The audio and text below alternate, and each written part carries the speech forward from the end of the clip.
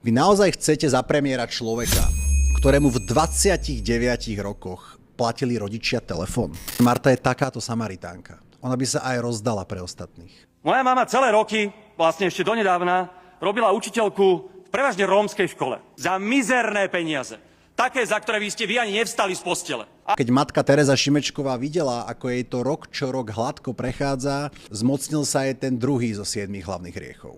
Pýcha. Začala sa cítiť byť nedotknuteľná a prestala si dávať akýkoľvek pozor pri svojich zlodejinách.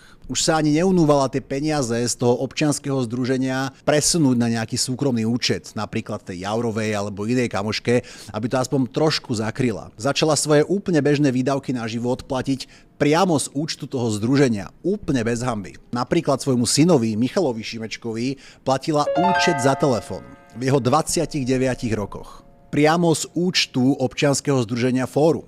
Ani len sa neunúvala to zlegalizovať. Normálne priamo z účtu občianskeho združenia, kde sú verejné peniaze, ktoré má minúť na kultúrne projekty, platila elektriku, platila hociaké výdavky a dokonca platila telefón svojmu dospelému 29-ročnému synovi.